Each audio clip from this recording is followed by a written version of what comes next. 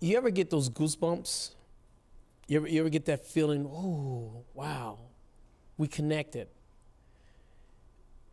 There's certain parts of I can't explain, there's certain part in the drumming, believe me, I almost break out in tears when I tell them in honesty, play the worst experience you had with an adult or an authority figure.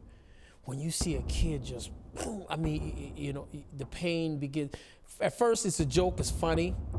Then all of a sudden it starts getting real. And that one starts sticking out, pow, pow. He's really getting at it. You know, and then when you see his face, when you say, picture that person's face on the drum and say what you want to say. You have to quickly say, don't say it out loud, because they'll start yelling it out loud. And then you start seeing them release. And then when you begin to talk to them, and they begin to realize, with being honest with themselves, and they begin to realize that, wow, this drum just told me what was going on with me. That breakthrough begins to happen.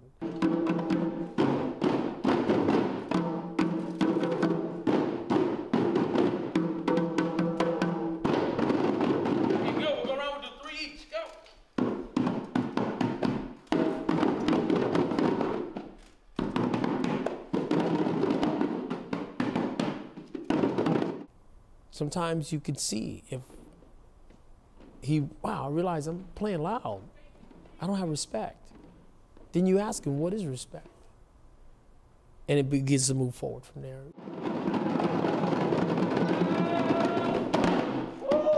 Well, it's really the opposite of what you think a drum circle would be. Drum circles are usually about bringing people together.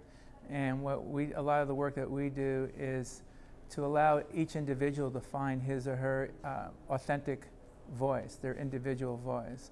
A lot of kids, especially working with different populations, a lot of the problems have to do with there's a lot of internal negative voices that people take on as their own voice. And what we want to do is to be able to separate those negative voices that, you know, that are basically are telling the kids internally that they're no good, that they're not good enough, that they can't do it. And we sort of are separating those voices out and allowing the positive, authentic voice of an individual to come out so they feel good about themselves, they have a lot of focus, they have a lot of energy, and there's a lot of positivity going on in their life. Drums over?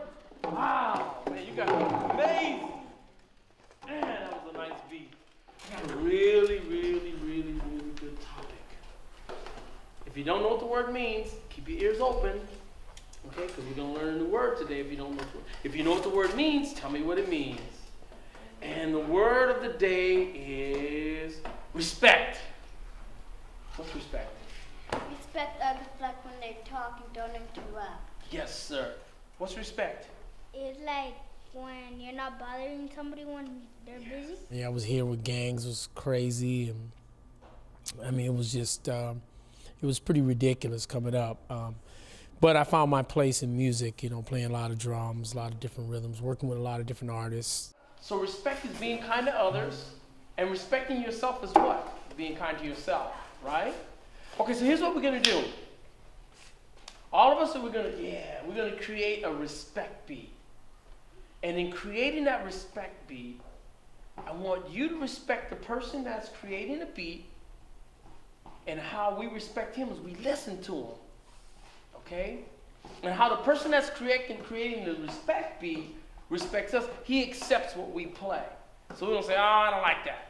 We say, oh, okay, cool. We'll try to work together, okay? So I'll try the first example. Everybody grab your drums. I'll do the first example. Working with artists, specifically with Jessica Simpson, I was her musical director, so I had a chance to really get to know her. She comes from a different background, different set of rules, different set of life, and I come from a whole nother area. Music connects us. That beat connects us. And that same beat that connects us connects them to us. So if you hear a beat from Jay-Z, you hear a beat from Christina Aguilera, you hear that same beat goes around the world.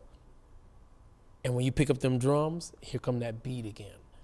That's the connection.